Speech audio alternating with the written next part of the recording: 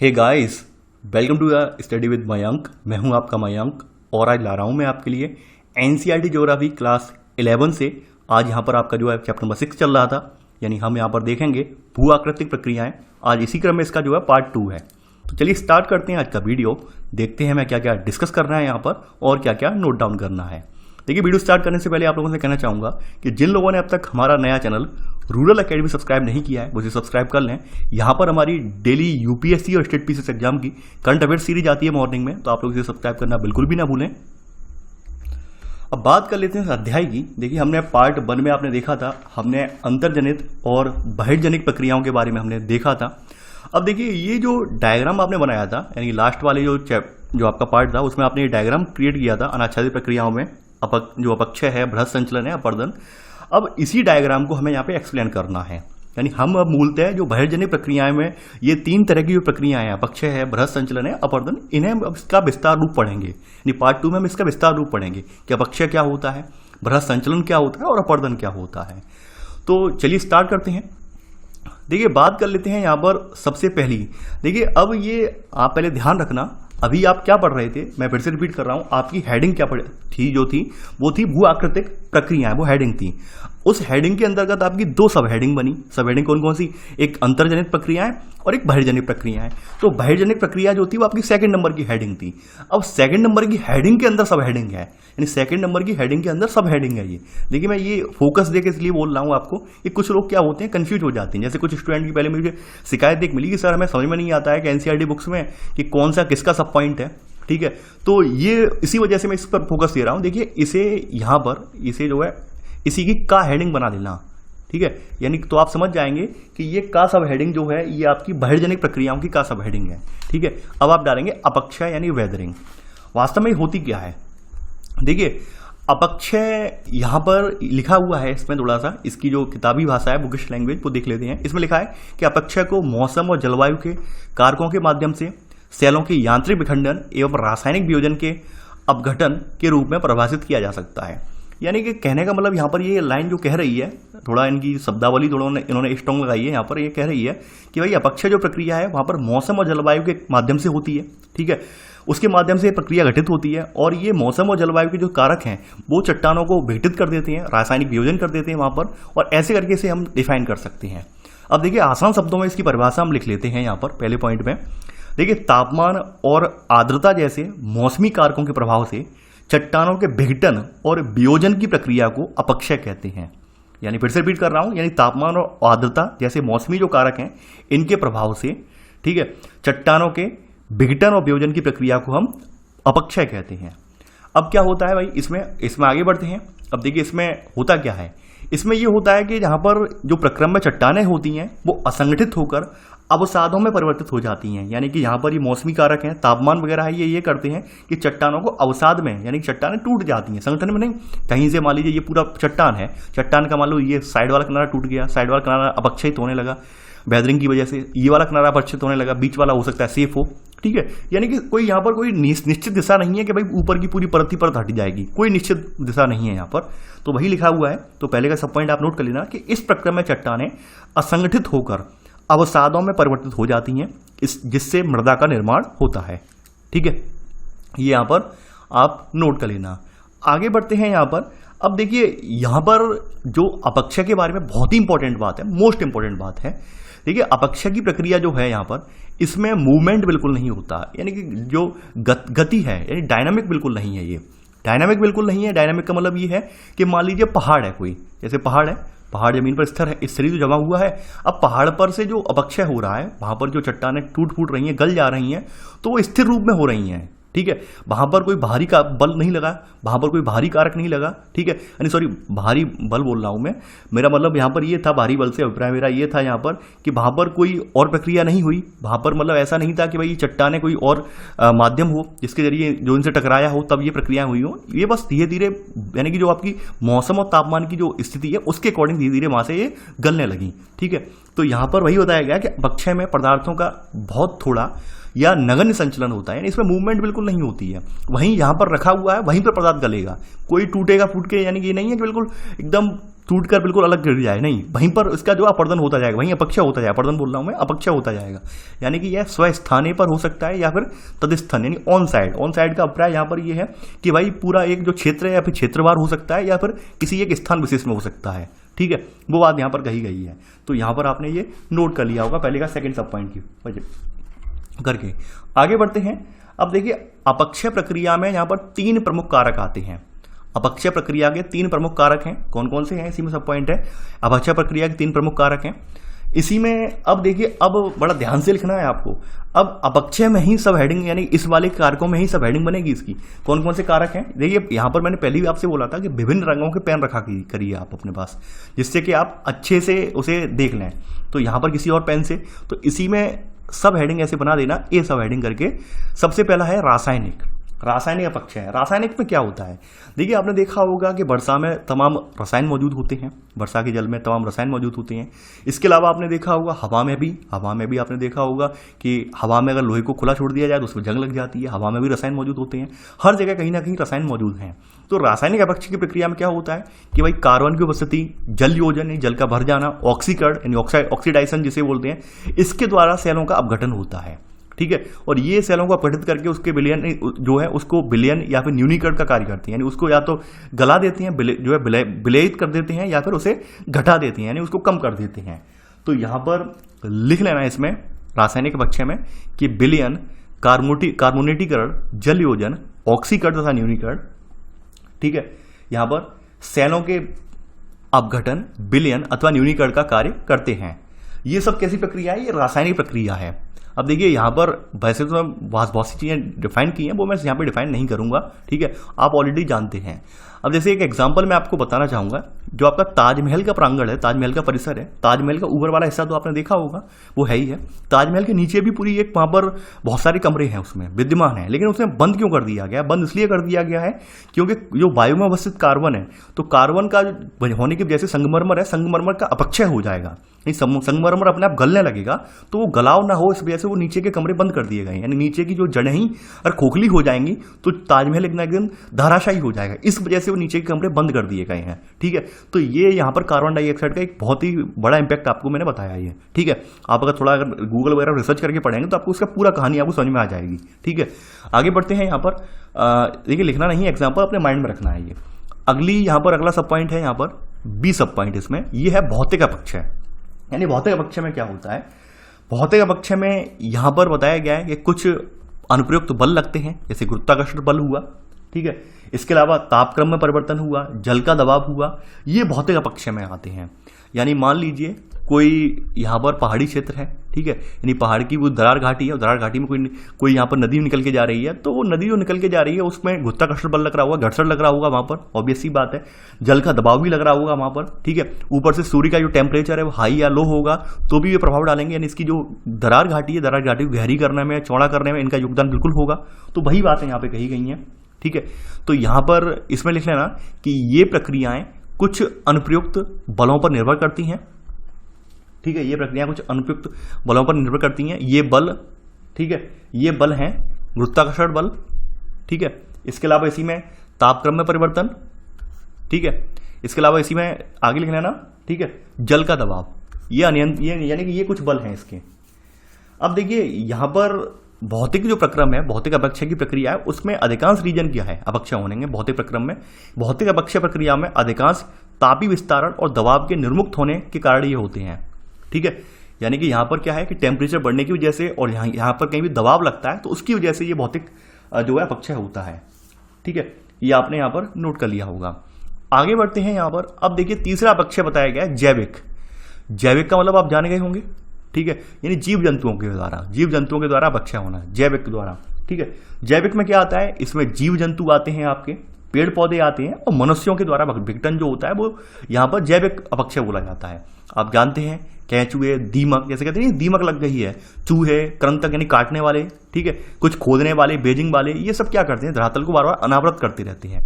मानव क्या करता है, मानव अपने उपयोग के लिए जो है तमाम जगह मिट्टी को अस्त व्यस्त करता है, जोतता है खेतों को, तो उससे क्या होता है, ये कहीं ना कहीं जो अपक्षय की प्रक्रिया तो होती है, यानी ऊपर धरातल का आवरण है वो तो अनावृत तो होता ही होता है मानवीय क्रियाकलाप के फलस्वरूप। तो वो चीजें यहाँ पर बताई गई हैं कि ये सब चीजें यहाँ पर इनके कारक हैं। तो जैविक में लिख लेना आप जीव जंतु, पेड़ पौधे और मनुष्यों के आदि के द्वारा विघटन। ठीक है, तो ये जैविक कार्य हैं। आगे बढ़ते हैं। अब देखिए अपक्षय यहाँ पे खत्म नहीं होता है, अपक्षय के प्रभाव बताए गए हैं। अपक्षय के प्रभाव में यहाँ पर एक इसका परिणाम निकल के आता है अपशल्कन। अपशल्कन का मतलब क्या होता है ये हम जान लेते हैं।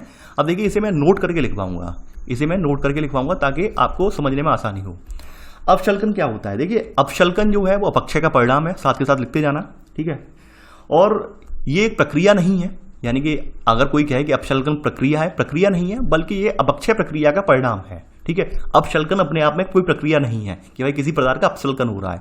अपशल्कन का मतलब ये है कि किसी के जैसे कोई परत होती है, परत के ऊपर से, जैसे एक हम एग्जांपल ले लें, बंद गोभी हमारा एक मतलब एक सब्जी है खाने के लिए, आप जानते होंगे बंद गोभी।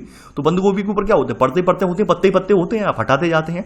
तो अपशल्कन का मतलब ऐसे लगा सकते हैं कि किसी पदार्थ के ऊपर से वो उसकी जो ऊपर का शल्क है, ऊपर का जो परत है वो हट जाना, उसे अपशल्कन के नाम से जान सकते हैं हम। ठीक है, एक सिंपल लैंग्वेज मैंने आपको समझाया है, तो आप यहाँ पर लिख लेना इसी में नोट में कि अपशल्कन अपक्षय का परिणाम है, ये प्रक्रिया नहीं है। ठीक है, इसमें होता क्या है, इसमें सेल या फिर इसमें ये होता है कि इसमें सेल के ऊपर से मोटे तौर पर घुमावदार चादर के रूप में जो उत्खंडित या पत्रकन है होता है। ठीक है, तो जिसके परिणाम से चिकनी और गोल सतह का निर्माण होता है। यानी कि यहाँ पर कहा गया है कि सेल या आधार सेल के ऊपर जो मोटे तौर पर घुमावदार चादर के रूप में उत्खंडित, यानी कि जो उसकी परत होती है हट जाती है, उसके बाद जो चिकनी या गोल सतह निकल के आ जाती है। ठीक है, तो इसे क्या कहते हैं? इसे हम क्या कहते हैं? इसे अपशल्कन कहते हैं। अपशल्कन कहाँ कहाँ आपको देखने को मिलता है यहाँ पर? ठीक है, ये बताया गया अपशल्कित गुंबद या फिर टार्स क्रम से आभारितकरण और तापी संकुचन से उत्पन्न होते हैं। आभारित का मतलब होता है ऊपर से कुछ पदार्थ को हटा देना। ठीक है, अनलोडिंग कर देना, तो वो अपशल्कन बोला जाता है। आपने देखा होगा कि जहाँ से नदियाँ निकलती हैं गंगा जी किनारे वगैरह पर, जहाँ पर उत्तराखंड वगैरह में जाएंगे आप, तो हम बिल्कुल चिकने चिकने पत्थर मिलेंगे आपको, बिल्कुल चिकने चिकने। तो चिकने चिकने हुए क्यों है? वो अपक्षय अपशल्कन की वजह से ही हुए हैं। अपक्षय की प्रक्रिया हुई, उसके बाद उनके ऊपर की परत जो हट गई, एकदम चिकने पत्थर आपको देखने को मिलेंगे, तो अपशल्कन बोले जाते हैं वो। ठीक है, ऐसी तमाम गुंबदें में टाइप होती हैं पहाड़ियों में जो अपक्षय की प्रक्रिया का परिणाम होती है, इनके ऊपर से पत्र हट जाते हैं, पत्र हट जाता है, उत्खंडित हो जाता है, उसके बाद एकदम चिकनी गोल सतह निकल आती है, वो अपशल्कन बोला जाता है। ठीक है, तो ये नोट करके आपने लिख लिया होगा।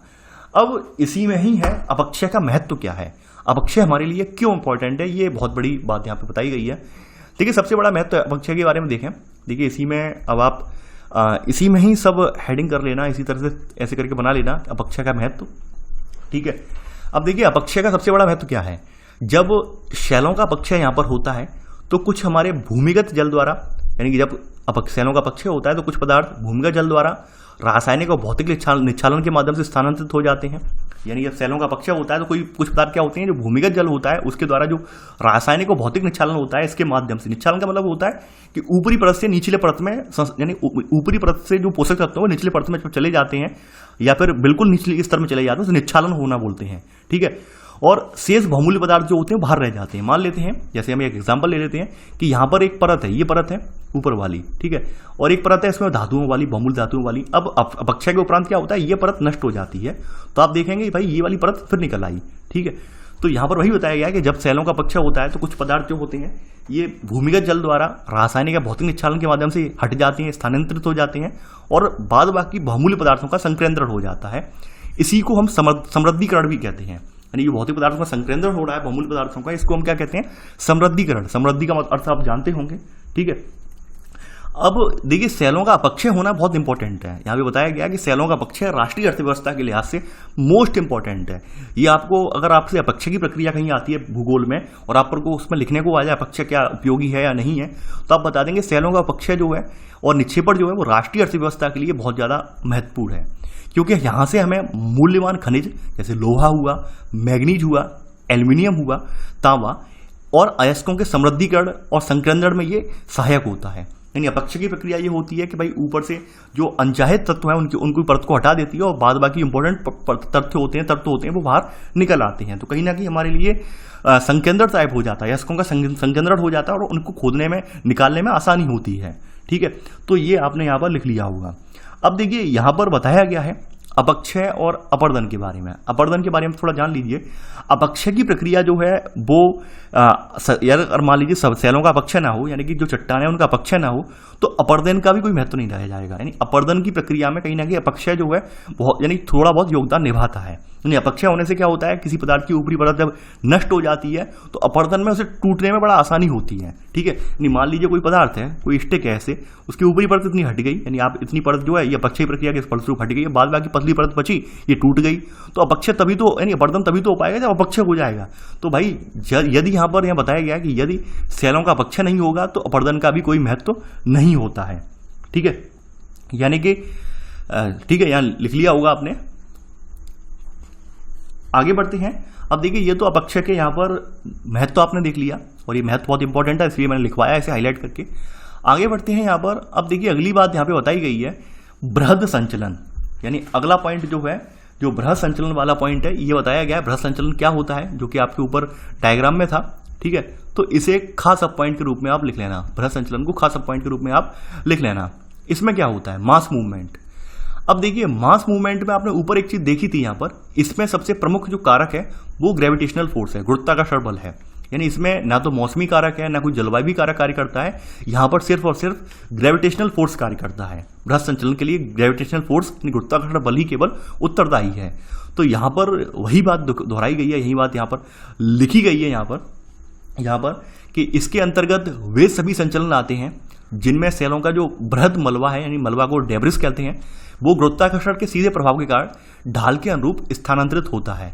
तो यहाँ पर पहला पॉइंट आप ये लिख लेना कि इसके अंतर्गत वो सभी संचलन आते हैं, वो सारी मूवमेंट आती हैं जिनमें सेलों का जो मलबा होता है गुरुत्वाकर्षण के प्रभाव की वजह से ढाल के अनुरूप, ढाल जैसा भी हो, मान लीजिए ऐसा ढाल है यहाँ से टूट रहा है कोई चीज तो इसके अनुरूप चलेगा, इधर से टूट रहा है तो इस साइड में जाएगा। ठीक है, तो ढाल के अनुरूप ये स्थानांतरित होता है, ये बात यहाँ पे लिखी गई है।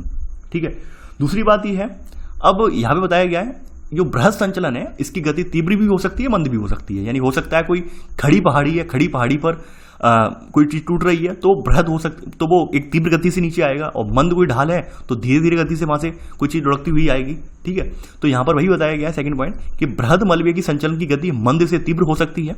इसके फलस्वरूप पदार्थों के छिछले से गहरे स्तंभ प्रभावित होते हैं। यानी छिछले का मतलब ये है उथला। ठीक है, गहरे का मतलब है काफी डीपली। यानी कि यहाँ पर जो पदार्थ होते हैं, पदार्थ क्या करते हैं, कुछ पदार्थ क्या होते हैं, उसकी छिछली जो परत होती है उसको प्रभावित करते हैं, कुछ गहराई पर, यानी कुछ बहुत मोटे पदार्थ होते हैं, बड़े पदार्थ होते हैं, वो मोटाई पर प्रभाव डालते हैं। ठीक है, चट्टान वगैरह की। इसके अंतर्गत बताया गया है विसर्पण, बहाव, स्खलन और पतन इसमें सम्मिलित होते हैं। यानी छिछले गहरे स्तंभ प्रभावित यहाँ पर होते हैं, तो यहाँ पर क्या होता है, विसर्पण होता है। विसर्पण आप जानते हैं कि कोई नदी धारा है, जब उसमें गाद वगैरह उसमें भर जाता है तो वो उसका जो है गति जो है नदी की धीमी हो जाती है, तो वो इस तरह से मूव करने लगती है, विसर्पण होने लगता है, इस तरह से देखा होगा आपने। ठीक है, बहाव, स्खलन में पतन। स्खलन में पतन का मतलब ये है कि भाई जब भारी भारी मलबा जो है किसी नदी की घाटी में जाके पहुंच जाएगा तो ऑब्वियसली बात है नदी का बहाव जो है यहाँ पर अवरुद्ध हो जाएगा। ठीक है, तो वो बात यहाँ पे बताई गई है कि भाई ये सब चीजें होती हैं, तो छिछले से गहरे स्तंभ ये प्रभावित होते हैं। यानी किसी नदी घाटी का पूरा जो घाटी है जहाँ पर बह रही है जिसमें, तो वो पूरी प्रभावित होती है। ठीक है, तो यहाँ पर वही बताया गया है। आगे बढ़ते हैं। अब देखिए यहाँ पर एक बात वही बताई गई है कि बृहद संचलन क्या अपक्षय के लिए अनिवार्य है, वो बताया गया है। देखिए यहाँ पर जो बृहद संचलन है, बृहद संचलन के लिए अपक्षय अनिवार्य नहीं है, लेकिन ये इसे बढ़ावा जरूर देता है। यानी जरूरी नहीं है कि भाई अपक्षय होगा तभी बृहद संचलन होगा।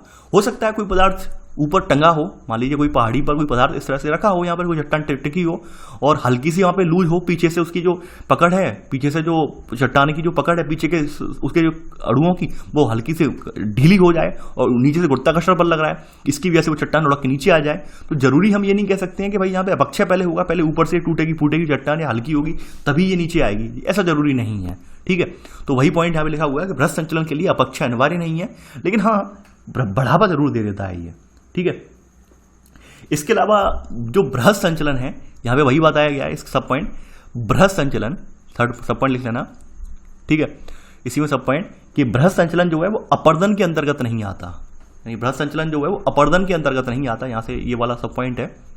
ठीक है, इसमें कि बृहद संचलन जो है अपर्दन के अंतर्गत नहीं आता है, यानी यह पदार्थों का संचलन किसके माध्यम से करता है, गुरुत्वाकर्षण के माध्यम से करता है।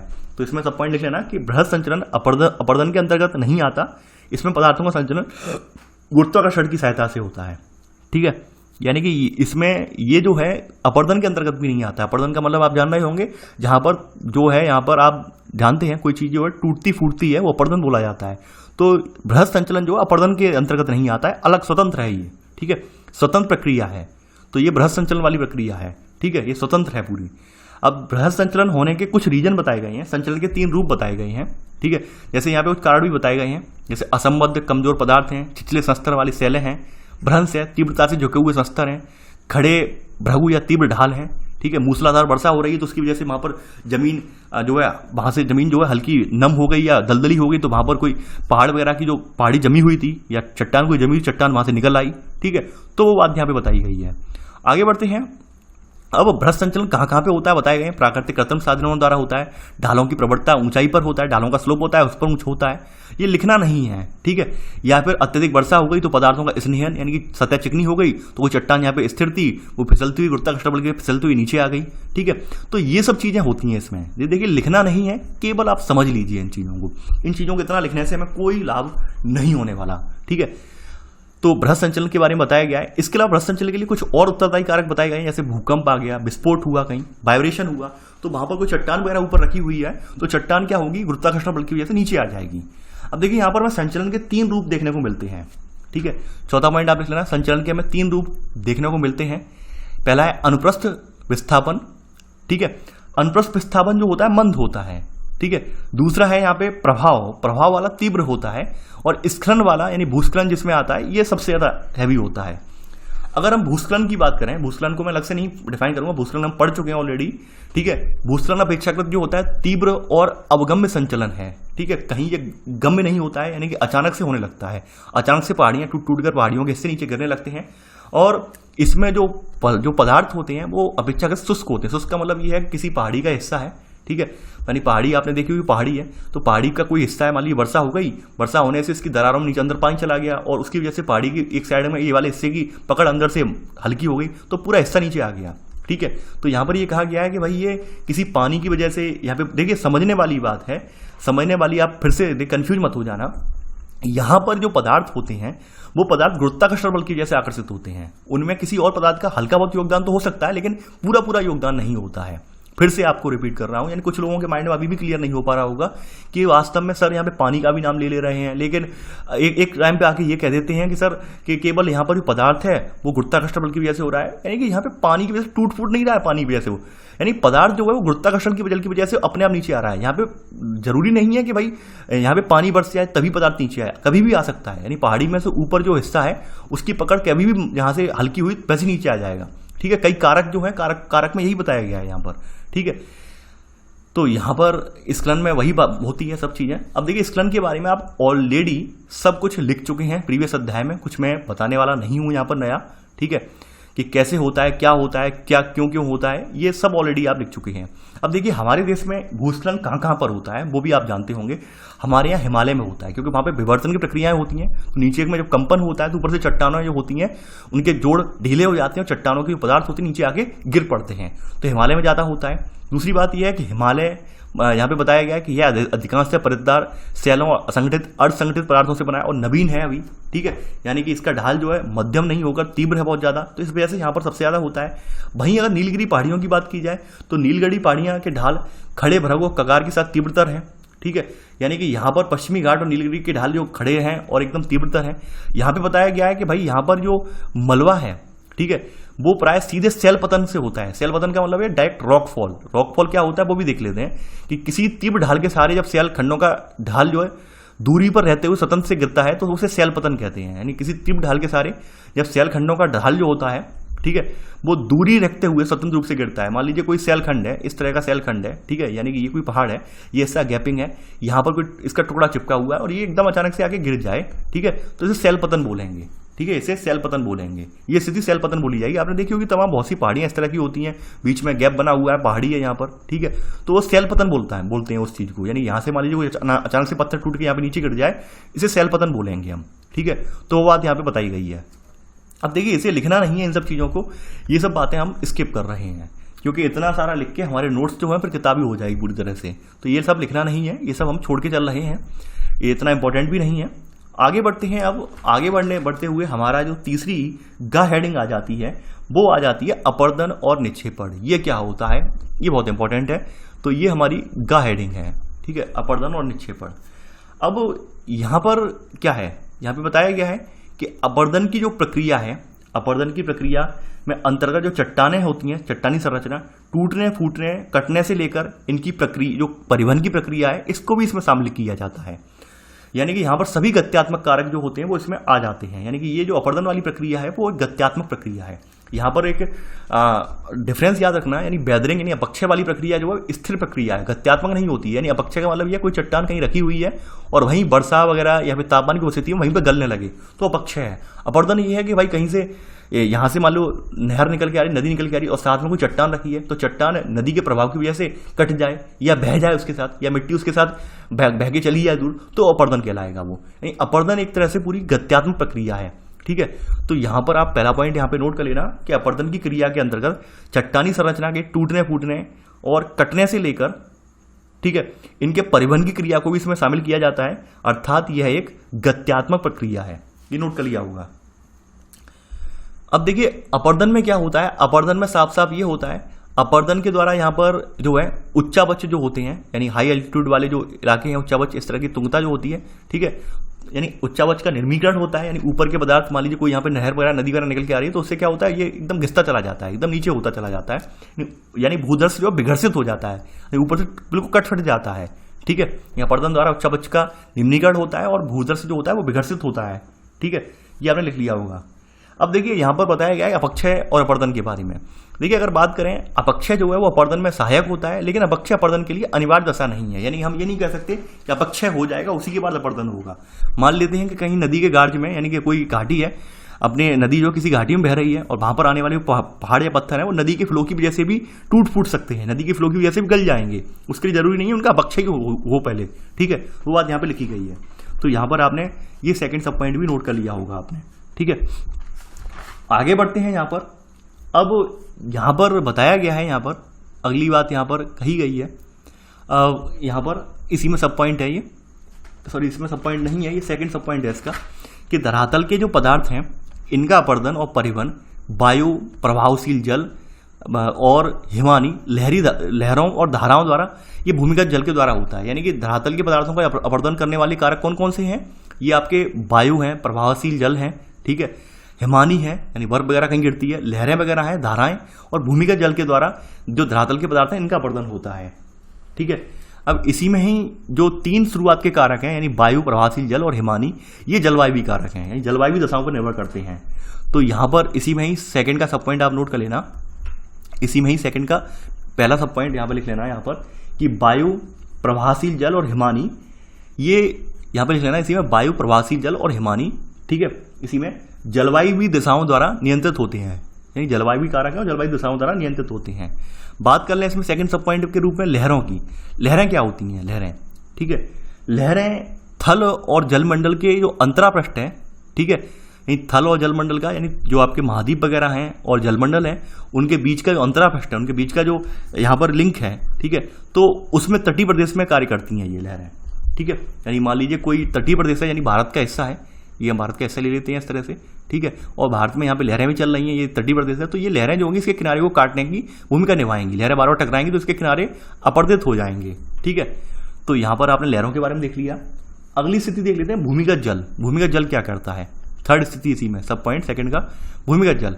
देखिए भूमिगत जल का कार्य जो है प्रमुखता किसी क्षेत्र की आस्मिक यानी कि लिथोलॉजिकल जो विशेषताएं इसके द्वारा निर्धारित होती हैं। यानी मान लीजिए भूमिगत जल बहुत ज़्यादा खारा है या भूमिगत जल अच्छा है, पीने योग्य है, खारा जल होगा तो ऊपर की चट्टानों पर जब आएगा तो ऑब्वियस सी बात है उनको जो है ये अपर्दित कर देगा, ठीक है, क्योंकि जो आपने देखा होगा जो भूमिगत जल होता है, भूमिगत जल में तमाम तत्व विलय होते हैं, विलय होने की वजह से आपने देखा होगा जब हम निकालते हैं उसे, जैसे आपने कुछ एग्जाम्पल में देता हूँ आपको, आप खारे पानी वाली जो जगह है भारत में, वहाँ पर आपने अक्सर सुना होगा वाहनों के बारे में कि यहाँ पर वाहन जो होते हैं बहुत जल्दी गल जाते हैं। क्यों गल जाते हैं, क्योंकि वो खारे पानी की वजह से जो खार होती है यानी खारा पानी होता है वो वाहनों को बहुत जल्दी गला देता है, ठीक है, यानी वो बहुत जल्दी उससे रिएक्शन करके उसे गला देता है, जबकि मीठे पानी से अगर आप वाहन धोएंगे वो वाहन नहीं गलेंगे इतनी जल्दी। तो वैसे ही जो खारा पानी जमीन से जब निकाला जाता है और वो खारा पानी जब धरातल पर यूज कहीं किया जाता है तो धरातली चट्टानों को बहुत जल्दी अपर्दित कर देता है, वो स्थिति यहाँ बताई गई है, ठीक है। अब यहाँ पर कहा गया है, अब अगली बात यहाँ पे कही गई है कि मान लीजिए सेलें पारगम्य हैं। पारगम्य का मतलब होता है कि जिसमें जल आ जा सके, ठीक है, या फिर जल प्राप्य है, जल भरा रहता है, तो केवल काष्ठ, इसका मतलब होता है चूनाकृत आकृतियां यही बनती हैं, ठीक है। यानी कि अपर्दन के फलस्वरूप पर ये केवल आकृतियां ऐसी क्रिएट होती हैं, यानी अपर्दन का परिणाम बताया गया है। चूनाकृत आकृतियां जो बन रही हैं वो अपर्दन का परिणाम बताया गया है, यहाँ पर ध्यान रखना। तो यहाँ पर थर्ड पॉइंट लिख लेना कि यदि सेलें पारगम्य, घुलनशील एवं जल प्राप्य हैं तो केवल काष्ठ यानी चूनाकृत आकृतियों का निर्माण होता है। यानी चूनाकृत आकृतियों का जो निर्माण हो रहा है वो अपर्दन के होने के फलस्वरूप हो रहा है, ठीक है। आगे बढ़ते हैं। अब देखिए निक्षेपण बताया गया। निक्षेपण क्या होता है? निक्षेपण जो है वो अपर्दन का परिणाम होता है। निक्षेपण क्या है? यानी कोई चीज भाव है, यानी कि नदी का भाव है, नदी के फ्लो की वजह से ऊपर से भागकर नीचे लाई गई, और जैसे जैसे नदी का ढाल जो है, नदी का जो प्रभाव है मंद हुआ, तो मंद होने के साथ साथ इसने क्या हुआ, वो चीज़ों को किनारों पर छोड़ दिया, ठीक है, तो उसे निक्षेपण कहेंगे। तो निक्षेपण जो है वो अपर्दन का परिणाम होता है, और ढाल में कमी के कारण जब अपर्दन के कारकों के वेग में कमी आ जाती है तो परिणामतः अवसादों का निक्षेपण प्रारंभ हो जाता है, यानी भराव या जमाव स्टार्ट हो जाता है। तो ये ऐसे करके आपने ये देख लिया अपर्दन क्या होता है, निक्षेपण क्या होता है। यहाँ पर की पॉइंट्स ध्यान रखने वाली बात यह है, अपक्षय की प्रक्रिया एक स्थैतिक प्रक्रिया है, गत्यात्मक नहीं, बल्कि और जो आपकी ये जो अपर्दन की प्रक्रिया है गत्यात्मक प्रक्रिया है, यानी यहाँ पर कोई सहायक कारक है जो कि किसी गति देते हुए किसी चीज को तोड़ फोड़ कर ले जाएगा, तो ये गत्यात्मक प्रक्रिया है। जबकि अपक्षय प्रक्रिया पूरी तरह से स्थैतिक प्रक्रिया है, बृहत संचलन वाली प्रक्रिया, इसमें कोई भारी कारक उत्तरदायी नहीं होता है, वहां पर सीधे सीधे गुरुत्वाकर्षण बल उत्तरदायी होता है, यानी जैसे चट्टानों के जो जोड़ है वो हल्के ढीले हुए गुरुत्वाकर्षण बल के प्रभाव में नीचे आकर गिर जाएंगे, ठीक है। तो ये तीनों में अंतर आप एक बार जब पढ़ लेंगे तो अच्छे से समझ में आपको आ जाएगा, ठीक है। आगे बढ़ते हैं यहाँ पर। अब देखिए अगली जो हेडिंग है आपकी ये है मृदा निर्माण, यानी सॉइल फॉर्मेशन। ये कैसे होता है, ठीक है। अगर हम बात करें तो मृदा भी एक गत्यात्मक माध्यम है, ठीक है। गत्यात्मक मतलब ये परिवर्तनशील है। ये मृदा आपने देखी होगी, हम मृदा पर बहुत ज़्यादा अगर उसका दोहन करें या फिर उस पर बहुत ज़्यादा हम खेती करें तो मृदा की ऊपरी परत है, यानी पोषक स्तरों की परत है, वो नष्ट हो जाती है, और वहाँ पर जो है अपोषक तत्व जो है यानी अनुर्वर मृदा रह जाती है। तो इस तरह से हम कह सकते हैं कि मृदा एक गत्यात्मक माध्यम है, ठीक है। तो यहाँ पर वही बात बताई गई है, मृदा जो है एक गत्यात्मक माध्यम है, ठीक है, और जिसमें बहुत सी रासायनिक, भौतिक और जैविक क्रियाएं ये लगातार चलती रहती हैं, ठीक है। ये सारी क्रियाएं लगातार चलती रहती हैं, ठीक है। अब देखिए यहाँ पे मृदा का निर्माण जो होता है वो अपक्षय प्रक्रिया के उपरांत ही होता है, यानी मृदा अपक्षय अपकर्ष का परिणाम है, ठीक है। और यदि यह वृद्धि का माध्यम भी है, यानी मृदा का निर्माण जो होता है वो अपक्षय प्रक्रियाएं करती हैं, ठीक है। अपक्षय के उपरांत जो सेलें होती हैं, चट्टानें होती हैं, चट्टानों के ऊपरी पदार्थ जो होते हैं हट जाते हैं, और वो जो वर्षा जल वगैरह होता है उसके द्वारा, अपर्दन के द्वारा वो पदार्थ जब धरातल पे निक्षेपित कर दिए जाते हैं तो उससे उपजाऊ मृदा का निर्माण होता है, ठीक है। वो बात यहाँ पे बताई गई है। अब दूसरी बात यहाँ पे बताई गई है मृदा के बारे में कि इसकी जो बहुत सारी विशेषताएं होती हैं वो मौसम के साथ बदलती भी रहती हैं। जैसे फॉर एग्जाम्पल कि मान लीजिए अगर मृदा में बहुत अधिक यहाँ पर यदि मृदा बहुत अधिक यहाँ पर ठंडी या बहुत अधिक शुष्क है तो यहाँ पर जैविक क्रियाएं बंद हो जाती हैं। जैविक क्रिया मतलब ये होता है कि भाई मिट्टी के अंदर बहुत सारे बैक्टीरिया में मौजूद होते हैं जो कि किसी पौधों की वृद्धि में सहायक होते हैं, ठीक है। तो मान लीजिए अगर मौसम बहुत ज़्यादा ठंडा है, मौसम बहुत ज़्यादा शुष्क है, ठीक है, तो ऐसे में क्या होगा कि वहाँ पर उसकी जैविक क्रियाएं मिट्टी के अंदर जो वहाँ पर बैक्टीरिया वगैरह है वो मर जाएंगे, बैक्टीरिया कार्य नहीं करेंगे, ठीक है। ये बात यहाँ पे कही गई है। अब देखिए यहाँ पर नोट करके बात आपको लिखनी है, यहाँ पर नोट करके ये पूछा गया है प्रश्न आपका पीसीएस एग्जाम में। जो पेडालॉजी होती है वो मृदा विज्ञान होती है, और पेडालॉजिस्ट जो होता है वो एक मृदा वैज्ञानिक होता है। ये नोट करके लिख लेना कि पेडालॉजी यानी मृदा विज्ञान को हम पेडालॉजी के नाम से जानते हैं, और मृदा का अध्ययन करने वाले व्यक्ति जो होता है यानी मृदा वैज्ञानिक को उसे पेडालॉजिस्ट के नाम से जानते हैं, ठीक है। ये लिख लेना आप। अब देखिए बात कर लेते हैं यहाँ पर जो है मृदा निर्माण की प्रक्रिया, यानी मृदा निर्माण कैसे होता है उसकी प्रक्रिया बताई गई है यहाँ पर। देखिए सबसे पहले क्या होता है, आपने देखा कि अपक्षय की परिणाम है, ये अपक्षय होता है सबसे पहले। तो मृदा जो यानी मृदा निर्माण जो है वो अपक्षय पर सबसे पहले निर्भर करता है, ठीक है। सबसे पहले ये अपक्षय पर निर्भर करता है। चट्टाने वगैरह होते हैं, चट्टानी पदार्थ जो होते हैं उनका पहले अपक्षय हो जाता है, तो सबसे पहली प्रक्रिया वहां से स्टार्ट होती है। अपक्षय होने के बाद क्या होता है कि सर्वप्रथम अपक्षय जो प्रवाह है, अपक्षय का जो मलबा है, ठीक है, या फिर जो पदार्थों का निक्षेप है, प्रवाह का मतलब क्या है कि अपक्षय के उपरांत जो पदार्थों का ऊपर वाला भाग होता है, ऊपर के जो पोषक तत्व वगैरह होते हैं, ऊपर के मौजूद जो चट्टानी पदार्थ होते हैं, प्रवाह बोलते हैं या फिर निक्षेप बोलते हैं, ठीक है। तो ये बताया गया ये बैक्टीरिया या अन्य निकृष्ट पौधे जैसे काई, लाइकेन, इनके द्वारा उपनिवेशित किए जाते हैं। यानी कि निकृष्ट मतलब होता है पास के पौधे जो होते हैं इनके आसपास, जो काई लाइकेन वगैरह होते हैं, इन चीज़ों को एब्जॉर्ब कर लेते हैं, ग्रहण कर लेते हैं, इन पर वो चीज़ें जम आती हैं। ठीक है, यानी कि जैसे ही ऊपर का अपर्दन हुआ, आपने देखा वो चट्टानी सतह पर अपर्दन होने के उपरांत कठोर सतह जो होती है एकदम भुरभुरी हो गई, वो मान लीजिए एकदम मिट्टी जैसी हो गई। ऊपर एकदम हिस्सा किसी चट्टान का ये था कि कठोर हिस्सा जो था अपक्षय की प्रक्रिया के फलस्वरूप ऊपर का जो हिस्सा जो है मिट्टी में तब्दील हो गया कुछ सालों बाद। तो देखते हैं वहां पर क्या हुआ, फिर काई और लाइकेन एक औपनिवेश के रूप में जमा आए। उपनिवेश का मतलब ये होता है कि भाई हम किसी दूसरे से लाभ उठा रहे हैं और वहां हमें उसे कुछ रिटर्न नहीं करना है, तो ये उपनिवेश के रूप में वहां पे जमा आए। ठीक है, अब बाद में बताया गया है कि भाई फिर क्या हुआ कि ये पदार्थ जब मर गल जाते हैं, यानी जब आपने सुना भी होगा कि मृदा में जो पोषक तत्व जो आते हैं वो सड़े गले पदार्थों से आते हैं। सड़े गले पदार्थ जो मृदा में मिल जाते हैं उनसे मृदा में ह्यूमस की मात्रा में वृद्धि होती है। ठीक है, तो यहाँ पर वही सब पॉइंट आप लिख लेना इसमें, पहला सब पॉइंट। सेकंड सब पॉइंट कि जीव एवं पौधों के मृत अवशेष ह्यूमस के एकत्रीकरण में सहायक होते हैं। कि जब ये बैक्टीरिया या फिर जो लाइकेन वगैरह हैं, लाइकेन की काई या लाइकेन के पौधे हैं, जब मर जाते हैं तो उसमें क्या होता है कि ह्यूमस वगैरह जो है वहाँ पर इकट्ठे हो जाते हैं। तो ह्यूमस वगैरह इकट्ठे हुए तो क्या हुआ, फिर वहाँ पर बाद में वहाँ पर कुछ घासें वगैरह हैं, गौड़ घास, फर्न्स वगैरह ये सब होते हैं। ठीक है, फिर कुछ जो पक्षी वगैरह होते हैं, पक्षी वगैरह या फिर वायु वगैरह वहाँ पे बीज वगैरह ला के डाल देती है। तो ऐसे करके क्या होते हैं, उनकी जो मृदा की सतह होती है और ज़्यादा भुरभुरी हो जाती है, और ज़्यादा वो जो होती है छिद्रमयी या स्पंजमयी हो जाती है, जिसकी वजह से क्या होता है उसमें अच्छे से वायु वगैरह या फिर उसमें अच्छे से पानी वगैरह प्रवेश कर जाता है। तो ऐसे करके मिट्टी का निर्माण होता है। ठीक है, तो आपने पहला पॉइंट तो नोट कर लिया, पहले के दोनों सब पॉइंट।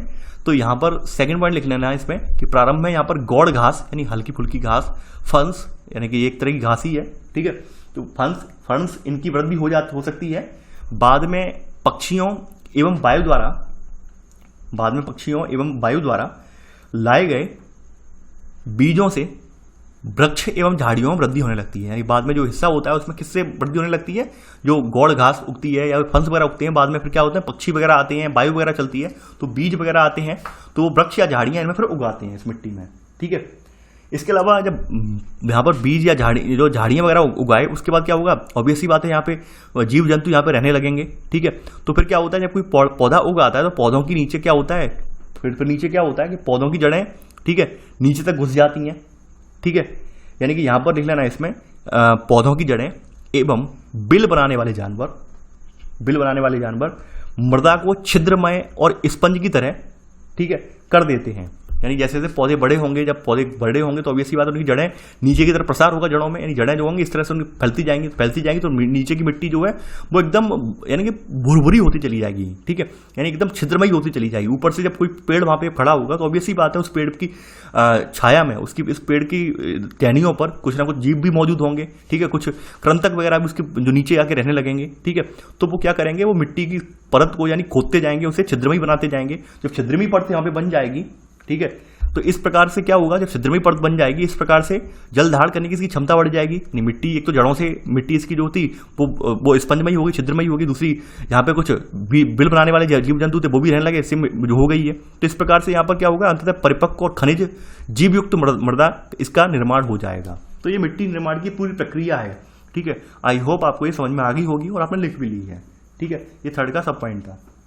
आगे बढ़ते हैं। अब देखिए मृदा निर्माण के कारक, यानी मृदा निर्माण के कारक क्या है कि भाई ये कारक जो कि मृदा निर्माण में प्रत्यक्ष रूप से योगदान निभाते हैं, वो कारकों की बात की गई है। ठीक है, तो यहाँ पर हेडिंग डाल लेना मृदा निर्माण के कारक। मृदा निर्माण के 5 मूल कारक हैं, इनके द्वारा ये नियंत्रित होता है। यानी मृदा निर्माण जो होता है 5 मूल कारकों के द्वारा जो है यहाँ पे नियंत्रित होता है। सबसे पहला कारक तो है जलवायु कारक। ठीक है, तो यहाँ पर इसी में पहला सब हेडिंग आप डाल लेना, सबसे पहला कारक तो है जलवायु। ठीक है, जैसे जलवायु कारक भी हम जानते हैं। अगर जलवायु तत्वों में अगर हम देखें तो जलवायु तत्वों में प्रवणता हुई, ठीक है, वर्षा और वाष्पीकरण की बारंबारता हुई, ठीक है, और यहाँ पे आर्द्रता हुई, ह्यूमिडिटी जो हुई मौसम में, ठीक है, या फिर तापक्रम और मौसमी दैनिक में इनमें भिन्नता होती है, तो ये मिट्टी पे प्रभाव डालते हैं। जैसे आपने देखा होगा, ठीक है, जहाँ पर वर्षा बहुत ज़्यादा होती है वहाँ पर क्या होता है, पोषक तत्वों का निच्छालन हो जाता है, यानी ऊपरी सतह से पोषक तत्व जो होते हैं निचली सतह में जाकर पहुंच जाते हैं, ये आपने देखा होगा। या फिर जहाँ पर ऐसी मिट्टी होती है जहाँ पर हमेशा बर्फ जमी रहती है, तो हर बर्फ जमी रहने की वजह से आपने देखा होगा वहाँ पर जब जैविक क्रियाएं बंद हो जाती हैं तो वो एकदम जो मिट्टी है, मिट्टी की ग्रोथ करने की क्षमता है, पोषक तत्वों का उसमें अभाव हो जाता है, ये भी आपने देखा होगा। तो ये सब क्या है, ये जलवायु कारक हैं। तो यहाँ पर लिखना है जलवायु तत्वों में प्रमुख है प्रवणता, ठीक है, यहाँ पर वर्षा वाष्पीकरण की बारंबारता, ये सब, ठीक है। इसके अलावा तापक्रम में मौसमी और दैनिक भिन्नता, दूसरी बात, मिट्टी को प्रभावित करने वाला दूसरा कारक क्या है यहाँ पर, मूल पदार्थ या सेल, यानी किस सेल से बनी हुई मिट्टी है। ठीक है, मान लेते हैं कुछ सेल जो होते हैं उपयोगी होते हैं मिट्टी के लिए, कुछ सेल जो होते हैं उपयोगी नहीं होते हैं। तो सेलों का मलबा भी यहाँ पर इंपॉर्टेंट फैक्टर है मृदा निर्माण के लिए। ठीक है, देखिए अगर बात करें मूल पदार्थ या सेल, तो ये एक निष्क्रिय नियंत्रक माना जाता है। निष्क्रिय का मतलब क्या होता है भाई, सेल तो एक सक्रिय थोड़ी ना है, सेल सक्रिय माध्यम थोड़ी ना है भाई, जलवायु तो सक्रिय माध्यम है, सेल तो क्या है, निष्क्रिय माध्यम है। तो ये एक निष्क्रिय नियंत्रक माना जाता है, ये निष्क्रिय नियंत्रक एक कारक है। ठीक है, और ये किस पर निर्भर करता है यहाँ पे बताया गया है, इसके द्वारा क्या होता है, यहाँ से मृदा निर्माण, गठन, संरचना और सेल निक्षेप के खनिज और रासायनिक संयोजन पर ये निर्भर करता है। ठीक है, यानी कि भाई सेल कैसी थी, मान लीजिए किसकी सेल थी, यानी बेसाल्ट चट्टान के अपक्षय के उपरांत मिट्टी बनी है तो कैसी बनेगी, काली मिट्टी बनेगी। ठीक है, जैसे कि महाराष्ट्र वाली मिट्टी है, बेसाल्ट चट्टानें थी, लावा युक्त चट्टानें थी, तो उन चट्टानों के अपक्षय के उपरांत काली मिट्टी का निर्माण हुआ। तो वैसे सेल डिपेंड करती है, यानी सेलों की संरचना किस प्रकार की, गठन किस प्रकार से है, तो वो सब चीजें सेलों की गठन संरचना वो सब जो है मृदा निर्माण के गठन को भी प्रभावित करते हैं। ठीक है, सेलें किसकी थी, यानी सेलों में कौन कौन से तत्व विद्यमान थे। महाराष्ट्र का एग्जाम्पल मैंने अभी लिया काली मिट्टी के लिए, तो वो इसी वजह से है काली मिट्टी, क्योंकि वहाँ पे कभी लावा का उद्गार हुआ था, लावा की बेसाल्टिक चट्टानें वहाँ पे टूट फूट गई, उनका अपक्षय हुआ, तो वहाँ पे काली मिट्टी का निर्माण हुआ। तो वो यहाँ पे भी वो चीजें मैटर रखती हैं। दूसरी बात ये है, ठीक है, यहाँ पर इसके अलावा भी, यानी मूल पदार्थ के अलावा यहाँ पे दूसरी एक इंपॉर्टेंट बात है, अपक्षय की प्रकृति, नहीं अपक्षय कितना ज्यादा होगा। जैसे महाराष्ट्र वाला अपक्षय तो लगभग पूरी तरह से हो गया है। ठीक है, उसकी दर, आवरण की गहराई, मोटाई, ये प्रमुख विचारणी है। यानी कि ये सब चीजें विचारणी इसलिए है कि मान लीजिए बेसाल्टिक चट्टान अभी मौजूद होती है तो क्या खेती कर पाते, वहां नहीं कर पाते। ये पूरी तरह से अपक्षय हो गई तो क्या हुई, एक वहां पर मोटी परत तैयार होगी, काली मिट्टी की मोटी परत तैयार हो गई। ठीक है, तो वो इन सब चीजों पर भी ये निर्भर करती है। ठीक है, यहाँ पर ये सब पॉइंट लिख लेना कि मूल पदार्थ के अंतर्गत अपक्षय की प्रकृति एवं उसकी दर तथा आवरण की गहराई, मोटाई प्रमुख विचारणी तत्व हैं। ठीक है, इसके अलावा तीसरा तत्व ये है स्थलाकृति और उच्चापच, यानी स्थलाकृति कैसी है, टोपोग्राफी जिसे हम बोलते हैं, और उच्चापच कैसे हैं। जैसे आपने देखा होगा कि विभिन्न ऊंचाइयों पर मृदा की स्थिति अलग अलग है। ठीक है, जैसे जैसे पहाड़ी ढाल पर बढ़ते जाते हैं, यहाँ पर सबसे उपजाऊ मृदा बनेगी, यहाँ पर कम उपजाऊ मिलेगी, यहाँ पर एकदम ऊपर सबसे ऊपर जो काई लाइकेन वगैरह पौधे उगते हैं, तो मृदा की प्रकृति बदलती चली जाती है। ठीक है, तो ये जो स्थलाकृति है या उच्चापच है, जिसे टोपोग्राफी बोलते हैं, ये दूसरा निष्क्रिय नियंत्रक कारक है। यानी पहला निष्क्रिय नियंत्रक कारक तो आपका मूल पदार्थ या सेल है, और दूसरा स्थलाकृति है। ठीक है, यानी स्थलाकृति, ढाल वगैरह जो सब आ जाता है वो इसी में आ जाता है। ठीक है, अब यहां पर बताया गया है स्थलाकृति से संबंधित, जैसे एक एग्जांपल मैं लेता हूं कि कुछ जो होते हैं, आपने देखा होगा जो पवनाभिमुखी ढाल और पवनाभिमुखी ढाल। ठीक है, एक तो होते हैं भिमुखी ढाल, भिमुख का मतलब होता है कि पवन के सहारे, या फिर मानसून भिमुखी ढाल आपने सुने होंगे कि भाई मानसून भिमुखी ढाल, जहां पर वर्षा अच्छी खासी हो रही है इस साइड में, और विमुख ढाल का मतलब होता है यहाँ पे वर्षा नहीं हो रही है। ठीक है, तो ये चीजें भी मृदा को उपजाऊ बनाने में महत्वपूर्ण भूमिका निभाती है। मान लीजिए इस साइड में वर्षा अगर भरपूर हो रही है, यहाँ पे वर्षा एक अच्छी खासी हो रही है, तो यहाँ पे उपजाऊपन ज्यादा होगा। अब ये हिस्सा बिल्कुल सूखा है, तो ये क्या है, ये वृष्टि छाया प्रदेश होगा, यहाँ पे कुछ मृदा उपजाऊ थोड़ी ना होगी, इन वृष्टि छाया प्रदेश कहलाएगा ये वाला। तो ये हमारी स्थलाकृतियां भी इंपॉर्टेंट होती हैं, यानी टोपोग्राफी भी बहुत इंपॉर्टेंट है। ठीक है, तो इसमें लिख लेना आप सब पॉइंट कि स्थलाकृति मूल पदार्थ के आच्छादन या फिर अनावृत होने को सूर्य की किरणों के संबंध में प्रभावित करती है। सूर्य की किरणें भी उस हिसाब से पड़ती हैं, जैसे हिमालय का उत्तरी ढाल पर अच्छी खासी मिल रही है, दक्षिणी ढाल पर नहीं मिल पाती हैं, तो ये सब चीजें प्रभावित करती हैं।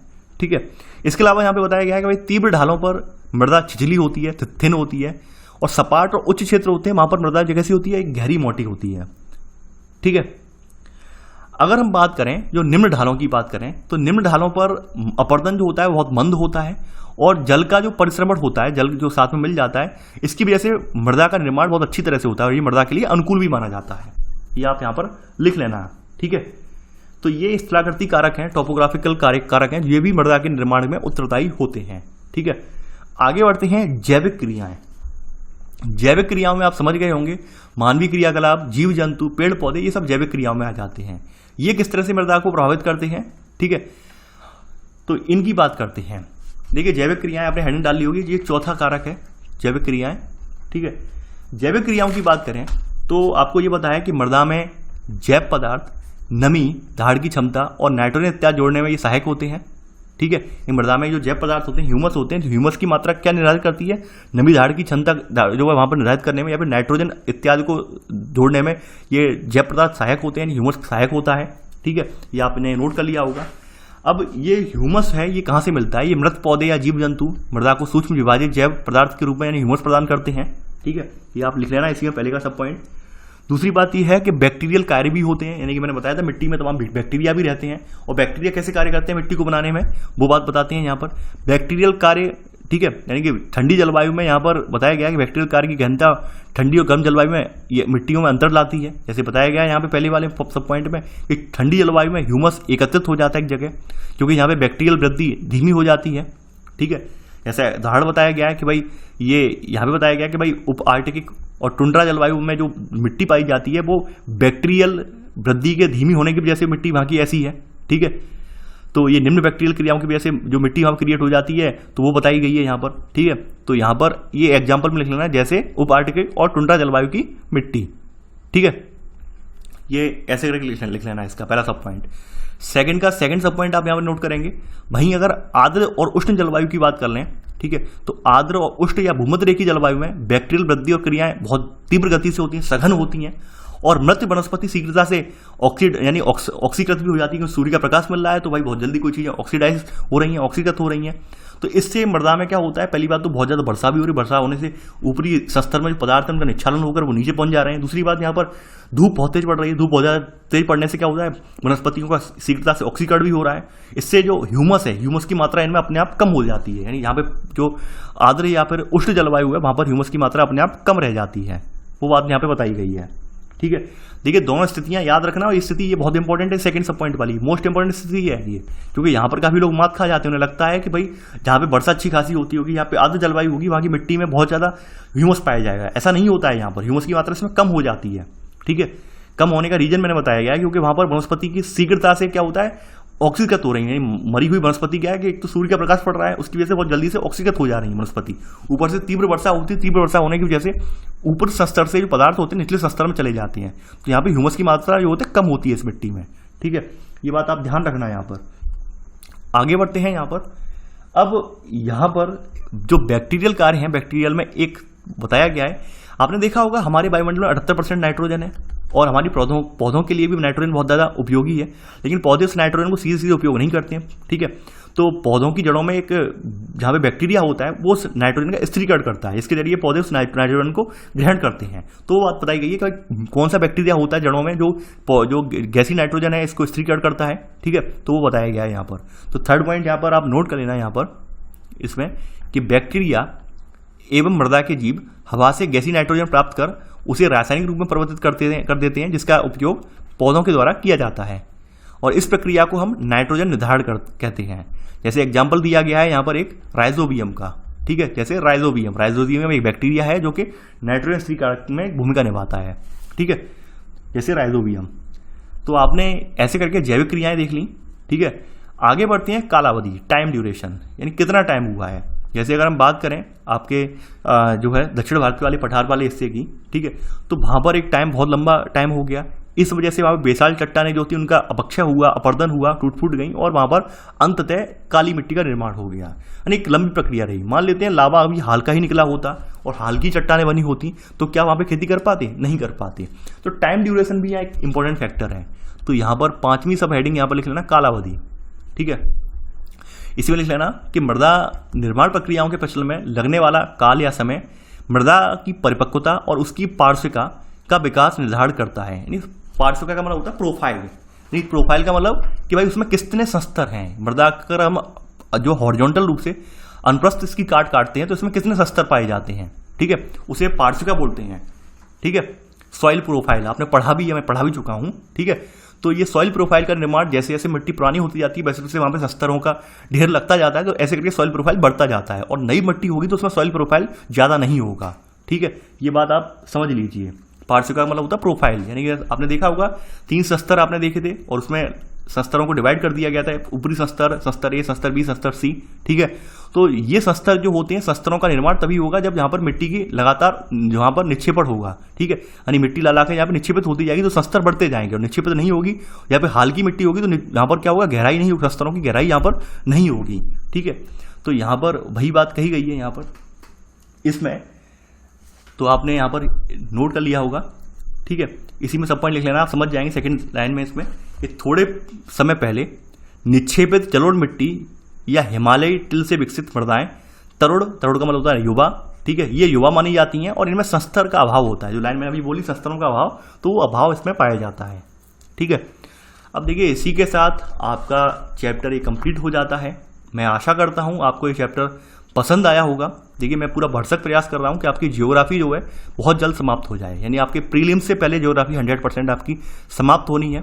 ठीक है, प्रीलिम्स से पहले आपको 100% ज्योग्राफी समाप्त हो जाएगी और लगभग ये जुलाई के एंड तक ही समाप्त हो पाएगी, क्योंकि क्लास 12th में भी पोर्शन बहुत लेंथी है। क्लास 12th वाला पोर्शन यानी आसान नहीं है, वहाँ पर भी 2-2 पार्टी आएंगी और चैप्टर वहाँ भी ज़्यादा हैं, तो हो सकता है टाइम लगे। देखिए आप में से कुछ लोग ऐसे समझते हैं कि भाई ये ज्योग्राफी बहुत आसान है, बहुत जल्दी कंप्लीट करवा देंगे। देखिए एक बात मैं आपको बता दूं, कोचिंग में भी आप जाते हैं तो जब आप ज्योग्राफी ऑप्शनल के रूप में लेते हैं तो कम से कम वहाँ पे 4 महीने का टाइम लगता है ऑप्शनल को कवर करने में, किसी कोचिंग वाले को भी। ठीक है, तो ज्योग्राफी यहाँ पर एनसीईआरटी है और वो भी 11th-12th स्टैंडर्ड है, यहाँ पे पूरा पोर्शन कवर करके चल रहे हैं, तो ऑब्वियसली बात है यार 2-3 महीने तो लग ही जाएंगे बड़े आराम से। अब आप ये कहें कि सर 1 महीने में सारी ज्योग्राफी कंप्लीट करवा दो, ये पॉसिबल नहीं है।